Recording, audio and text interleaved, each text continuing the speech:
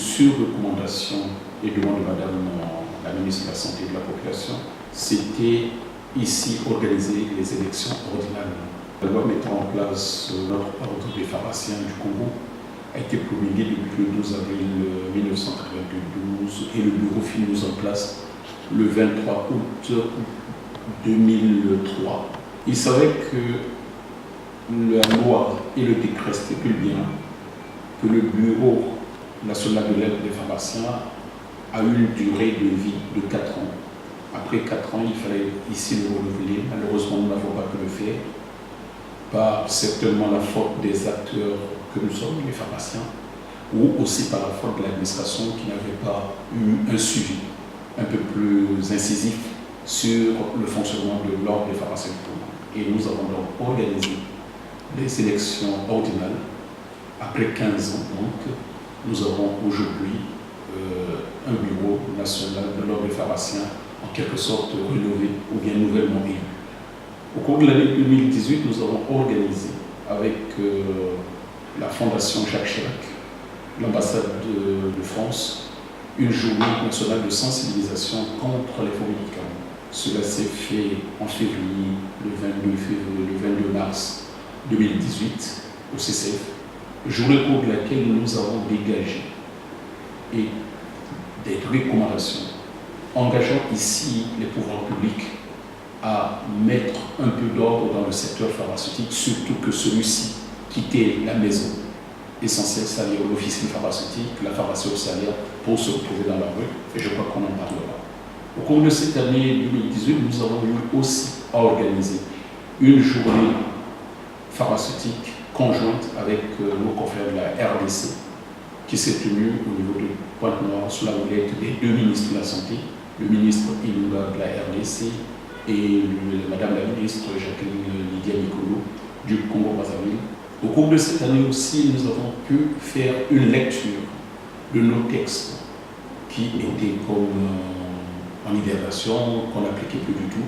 Nous avons essayé de les tirer des tiroirs pour essayer de nous adresser aux grossistes pour leur demander que l'exercice de la profession devait être animé au texte, même s'ils sont anciens, mais il fallait quand même utiliser ces textes, les utiliser, les appliquer, afin de donner un visage un peu plus moderne, un peu plus pratique à l'exercice de la pharmacie. Nous sommes en train de voir que cette année, nous allons poser un accent assez particulier pour que la loi pharmaceutique soit adoptée par notre Parlement. Jusque-là, le Congo fait office de parent pauvre en la matière. Nous n'avons pas de loi pharmaceutique comme d'autres pays. Cette année aussi, nous sommes en train de mettre en place un référentiel de sanctions et des infractions contre la pratique illicite de la profession. Les codes pénaux de nos différents pays, la sous-région, en manquent et nous avons tenu 2 fois les réunions à Douala, au Cameroun, pour que désormais les malfrats, tout ceux qui exercent illégalement la profession pharmaceutique soient criminalisés et peut-être aussi soient jugés. Pourquoi pas? Nous sommes aussi heureux de vous annoncer que le Congo est sur le point de signer la convention Médicrime avec l'Union européenne. C'est un arsenal juridique mis en place par les pays européens, ouvert aux autres pays, pour désormais sanctionner tous les malfrats, tous les trafiquants du médicament. C'est une avancée significative et nous rendons ici un vibrant hommage au chef de l'État qui a su suivre ce dossier par le biais de Madame la ministre de la Santé et de la Population. Un grand pas a été fait, un grand pas a été entamé. Je vais vous donner par exemple un exemple qu'aujourd'hui, les autorisations de mise sur le marché des médicaments n'est plus fait de façon tout à fait mécanique. Mais aujourd'hui, nous travaillons avec le laboratoire de contrôle de qualité de la RDC. Ils ont un laboratoire très pointilleux. Nous profitons de ce laboratoire pour désormais faire des analyses de produits ou des médicaments qui rentrent chez nous ici au Congo. Le problème du laboratoire de contrôle de qualité est un problème qui tient à cœur le gouvernement de la République et Madame la ministre aussi. Nous sommes en train de chercher des partenaires. Il y a d'autres qui sont affichées. Je parle de nos amis algériens que nous avons rencontrés au mois de novembre, qui d'ici là peut-être viendront mettre en place un laboratoire de contrôle de qualité des médicaments comme ils l'ont fait pour le Cameroun et la Montagne. Donc c'est des choses que nous sommes en train, il y a une innovation. Le chantier est assez vaste, mais je peux déjà vous dire que Madame la ministre le 18 décembre avait lancé la réforme pharmaceutique. C'est une vision noble, une vision que nous partageons, et voilà pourquoi nous sommes en train de dire que les choses avancent quand même.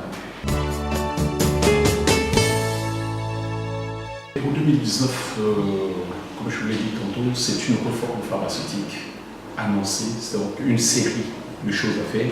Cette semaine, on a commencé à la mise en place du système de pharmacovigilance.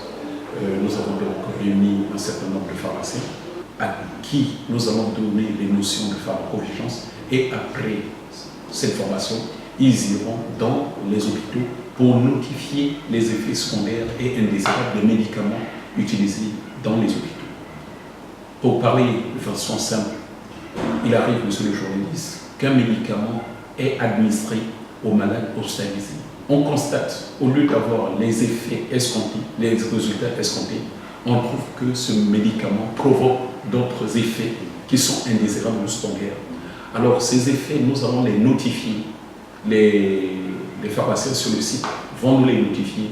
Nous allons faire une analyse clinique, pharmacologique, afin de détecter si le médicament prescrit correspond bien à la pathologie ou s'il n'y a pas eu un sous-dosage dans l'administration de ce médicament. Voilà cette étude que nous devons faire. Nous sommes en train de travailler aussi avec le laboratoire Arufa de la RDC, qui est un laboratoire très très moderne. Ils sont acceptés, formés, les jeunes gens, pour qu'ils désormais, si demain le Congo peut avoir son laboratoire de l'assurance de qualité de médicaments, qu'ils soient donc nos experts et donc nos praticiens. Et il faut vite faire. Ils l'ont accepté de faire une formation audacieuse, tout comme c'est nos amis algériens. C'est ce que nous allons commencer à faire au mois de mars. Nous sommes en train aussi de préparer une campagne de sensibilisation contre l'usage irrationnel des médicaments. Ce combat est un combat tout à fait permanent. Nous avons déployé au niveau du beach de Brazzaville, et c'est un point d'entrée des marchandises au niveau de notre pays. Nous avons déployé une équipe de surveillance pharmaceutique. Elle est très très active au niveau du port de Brazzaville, du beach de Brazzaville.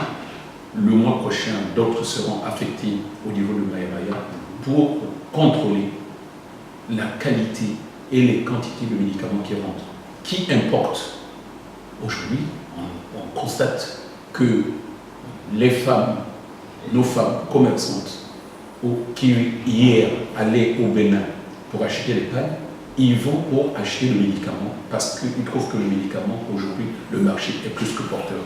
Mais ça sont des pratiques illégales que nous sommes tentés d'arrêter. Et nous sommes en train d'appliquer d'ailleurs une résolution prise par les ministres de la Santé des pays de la CEMAC qui s'étaient réunis en 2016, juin 2016 à Douala, et qui avaient recommandé à tous les pays de surveiller les frontières en vue de barrer la route à ces pratiques tout à fait frauduleuses. Ça, c'est la première chose. La deuxième chose, c'est que nous tenons toujours à la sensibilisation. Voilà pourquoi le mois prochain, nous allons organiser une campagne de sensibilisation contre l'usage irrationnel de médicaments. Quatrièmement, les ministres de la Santé vont en février adopter le référentiel des infractions et sanctions liées à la pratique illégale de médicaments. C'est aussi pour dissuader les vendeurs illicites de médicaments de l'indemnisation aux gens. Ils vont se remettre certainement à Libreville ou Douala parce que le référentiel a été adopté par les experts des 6 régions, des 6 pays de la Sénat, qui est obligé d'aller signer donc ce référentiel. Donc désormais, le vendeur illicite de médicaments après signature de ce référentiel sera désormais, peut être jugé et condamné conformément au texte ou au référentiel qui sera adopté par le ministre de la Santé. Le ministère de la Santé seul ne peut pas vraiment arriver à bout de cette pieuvre. Il faut que cette pieuvre soit aujourd'hui chassée par le comité interministériel qui doit réunir en son sein les départements dont je viens de citer pour venir à bout de ce conflit. Au mois de mars, en collaboration avec l'ambassade de France, nous allons effectivement, quand nous parlons de journée de sensibilisation contre l'usage irrationnel du médicament, nous allons faire état du tramadol. Le tramadol, comme vous l'aviez su, c'est un antalgique, mais aujourd'hui, les doses prises par nos jeunes peuvent créer l'euphorie et les pousser à commettre des actes tout à fait répréhensibles. Donc voilà ce que nous sommes en train de faire. Il y aura cette campagne tout à fait particulière. Nous allons inviter la police judiciaire, nous allons inviter les consommateurs, nous allons inviter les jeunes et nous souhaitons aussi associer le ministère de la Jeunesse et de l'Instruction civique pour qu'ensemble nous puissions sensibiliser nos jeunes parce que, comme vous l'avez dit, bien sûr, que ce médicament est en train de semer la désolation au sein de la jeunesse et aussi au sein des populations. Au pays manque cruellement le médicament. Et aujourd'hui, par rapport à la loi 088/98 du 23 mai 88 signée par le chef de l'État, le dépôt pharmaceutique doit être géré par les préparateurs en pharmacie ou les techniciens supérieurs en pharmacie. Et aujourd'hui, nous les avons.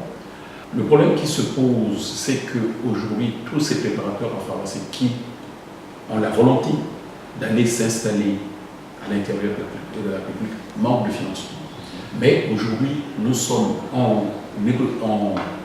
pour parler avec le syndicat des dépôts pharmaceutiques que l'intégration de la pharmacie du médicament peut se porter comme garante auprès des grossistes répartiteurs.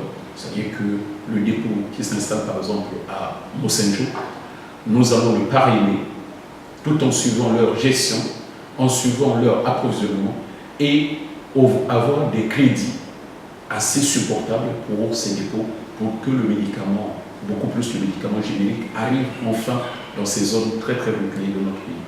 Et nous aussi sommes en train d'engager le pouvoir public, le ministère des Finances et le gouvernement tout entier pour que la CAMEX puisse avoir ses crédits. Pour que si demain la CAMEX peut avoir un approvisionnement assez sérieux des médicaments essentiels génériques, il est certain que nos centres de soins intégrés, nos hôpitaux de base vont avoir le médicament. Et en ce moment-là, l'action synergique des dépôts pharmaceutiques et des dépôts des centres de soins intégrés vont aider la population congolaise à avoir le médicament. Donc les pourparlers sont assez avancés, ils sont très très contents, les préparateurs en pharmacie et leurs syndicats, des propositions que nous avons faites.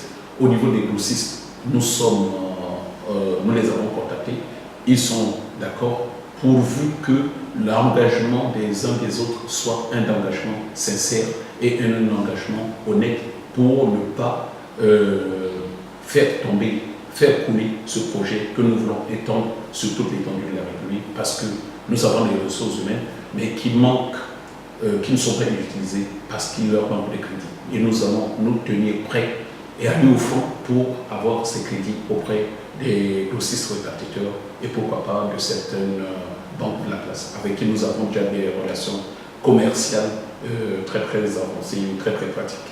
Un système sanitaire qui manque de médicaments est un système mort. On ne peut pas parler de système de santé ou amélioration de la qualité de vie des gens sans parler de médicaments. Le médicament reste le maillon de la chaîne le plus essentiel.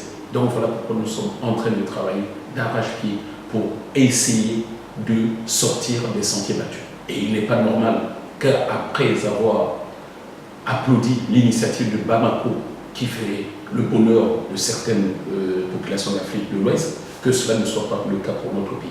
Mais c'est à nous de travailler. C'est à nous de travailler. Je crois que les chances nous sont données par Madame la ministre qui nous a réellement responsabilisés.